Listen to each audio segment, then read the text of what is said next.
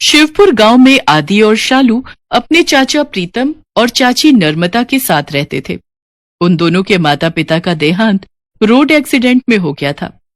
जहां प्रीतम बच्चों को बेहद प्यार करता था, तो वहीं नर्मदा उनके साथ बहुत बुरा बर्ताव करती थी।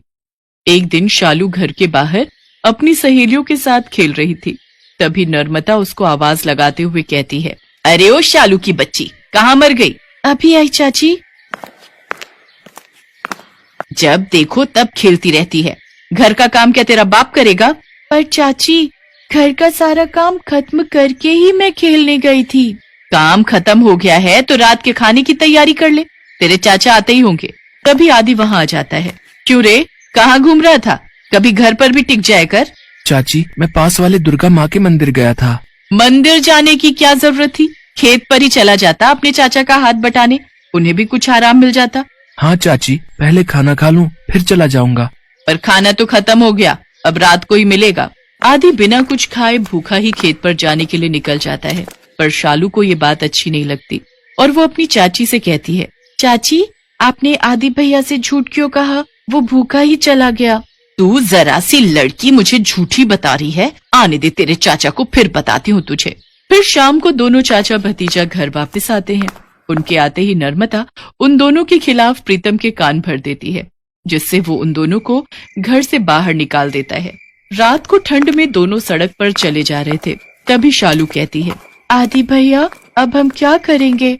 हम कहाँ जाएंगे? तू चिंता मत कर शालू, तुझे याद नहीं जब हम पर कोई भी मुसीबत पड़ती थी तो माँ क्या करती थी? मुझे तो कुछ भी याद नहीं भैया, मैं तो बहुत छोटी थी ना। आप ही बता दो, क्या कहती थी हमारी माँ? माँ हमेशा कहती थी कि माँ दुर्गा का सदा ध्यान करना चाहिए।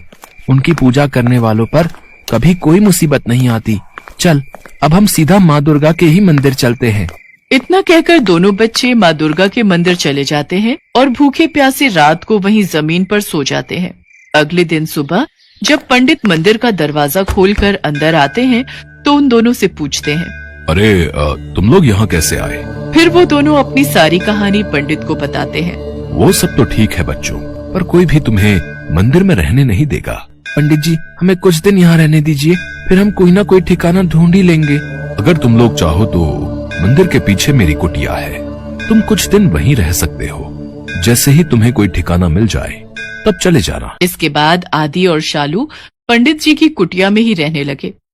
आदि मंदिर की साफ सफाई करता तो वहीं शालू माँ के लिए फूलों की माला बनाने का काम करती।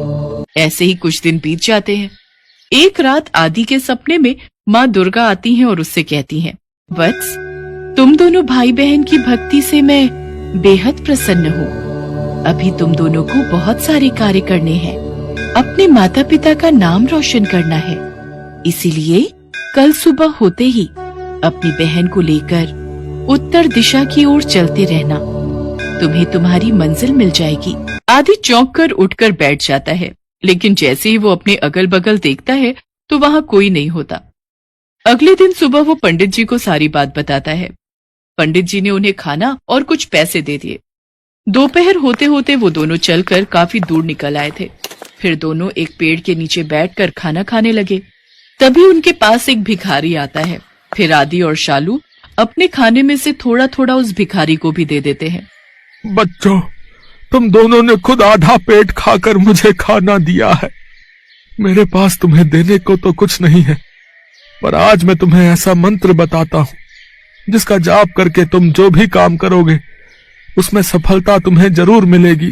पर बाबा, आपको इस मंत्र के बारे में कैसे पता? तू ये मंत्र याद कर ले बस, फिर देख तेरी जिंदगी संवर जाएगी। तुझे याद तो होगा ही कि माँ दुर्गा ने तेरे सपने में आकर क्या कहा था। लेकिन आप इस बारे में कैसे जानते हैं बाबा कि दुर्गा माँ मेरे सपने में आई थी और उन्होंने क्या कहा था? तभी वो भिखारी हनुमान के रूप में प्रकट हो जाते हैं। जय श्री राम। बच्चों, माँ दुर्गा के आदेशानुसार मैं हमेशा तुम लोगों के साथ रहूंगा और तुम दोनों के ऊपर कोई कष्ट नहीं आने दूंगा। इतना कहकर हनुमान जी अंतर्ध्यान हो जाते हैं। कुछ दूर आगे चलने पर एक गांव आता है, जहां एक दुकान के बाहर हेल्पर की आवश्यकता है का नोटिस लगा हुआ होता है। ये देखकर आदि और शालू उस सेठ की दुकान में काम करने लग जाते हैं। आदि जहाँ कपड़े बेचने का काम करता है, वहीं शालू उस दुकान में साफ सफाई के साथ साथ चाय पानी देने का काम संभाल लेती है। कुछ समय बाद आदि और शालू सेठ जी से कपड़े लेकर गांव-गांव बेचने निकल पड़ते हैं। उनके कपड़े हाथों हाथ बिक जाते हैं। सारा काम अच्छे से सीखने के बाद थोड़े थोड़े पैसे जमा करके आदि और शालू खुद की कपड़ों की दुकान खोल लेते हैं और माँ दुर्गा की कृपा से उनकी दुकान दिन दुगनी रात चौगुनी तरक्की करने लगती है। दोनों भाई बहन की दुकान से होने वाली मोटी कमाई से एक बड़ा सा घर खरीद लेते हैं और उसके अंदर माँ दुर्गा का बहुत बड़ा मंदिर बनाते हैं। फिर वो दोनों सुबह शाम माँ दुर्गा की भक्ति करने लगते हैं और हर महीने माता के नाम के भंडारे करवाने लगते हैं। माँ दुर्गा का आशीर्वाद भी उन पर खूब बरसता है और देखते ही देखते वो दोनों उस गांव के सबसे धनी लोगों में शुमार हो जाते हैं।